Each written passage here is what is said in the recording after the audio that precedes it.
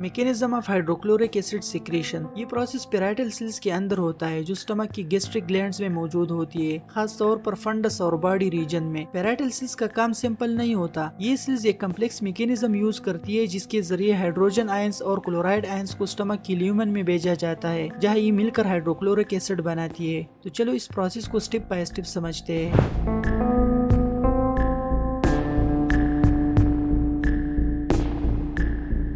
Step 1, carbon dioxide की entry और carbonic acid formation. सबसे पहले पैराइटल सेल के अंदर कार्बन डाइऑक्साइड एंटर होती है। ये कार्बन डाइऑक्साइड ब्लड से भी आ सकती है और सेल की मेटाबॉलिज्म से भी प्रोड्यूस हो सकती है। सेल के अंदर कार्बन डाइऑक्साइड वाटर के साथ कंबाइन हो जाती है। ये रिएक्शन एंजाइम कार्बोनिक एनहाइड्रेज की हेल्प से होता है। इस रिएक्शन के रिजल्ट में कार्बोनिक एसिड यानी H2CO3 बनता है। ये रिएक्शन कुछ इस तरह होती है, कार्बन डाइऑक्साइड वाटर के साथ कंबाइन होता है और रिजल्ट में H2CO3 बनता है। स्टेप 2, कार्बोनिक एसिड का break down. Carbonic acid stable नहीं होता, इसलिए ये जल्दी टूट जाता है और 2 आयंस बना देता है, हाइड्रोजन आयन और बाइकार्बोनेट आयन। यानी अब सेल के अंदर हाइड्रोजन आयन और बाइकार्बोनेट आयन बन चुकी है। स्टेप 3, हाइड्रोजन आयन का स्टमक की ल्यूमेन में ट्रांसपोर्ट। स्टमक के अंदर का जो खाली स्पेस होता है उसको ल्यूमेन कहते हैं। अब पैराइटल सेल्स हाइड्रोजन आयन को स्टमक ल्यूमेन की तरफ भेजता है। ये ट्रांसपोर्ट सिंपल डिफ्यूजन से नहीं होता, बल्कि एक स्पेशल पंप की हेल्प से होता है। इस पंप को हाइड्रोजन पोटेशियम एटीपेज या प्रोटॉन पंप कहते हैं। ये पंप हाइड्रोजन आयन को एक्टिवली स्टमक ल्यूमेन में पुश करता है और उसके बदले पोटेशियम आयन सेल के अंदर ले आता है। ये प्रोसेस एटीपी एनर्जी यूज करता है, इसलिए इसको एक्टिव ट्रांसपोर्ट कहते हैं। स्टेप 4, क्लोराइड आयंस का मूवमेंट। HCl बनाने के लिए सिर्फ हाइड्रोजन आयंस काफी नहीं होती, क्लोराइड आयंस भी चाहिए होती है। सेल की बेसोलेटरल साइड पर क्लोराइड बाइकार्बोनेट एक्सचेंजर होता है। इस एक्सचेंजर के जरिए बाइकार्बोनेट आयंस ब्लड में चले जाते हैं और क्लोराइड आयंस सेल के अंदर आ जाते हैं। फिर क्लोराइड आयंस एपिकल मेम्ब्रेन पर मौजूद क्लोराइड चैनल के थ्रू स्टमक ल्यूमेन में मूव कर जाते हैं। Step 5, hydrochloric acid formation. अब स्टमक ल्यूमेन में हाइड्रोजन आयन और क्लोराइड आयंस दोनों मौजूद होती है। ये आयंस कंबाइन होकर हाइड्रोक्लोरिक एसिड बना देती है। इस तरह parietal cells continuously stomach lumen में स्ट्रॉन्ग एसिड रिलीज करती रहती है।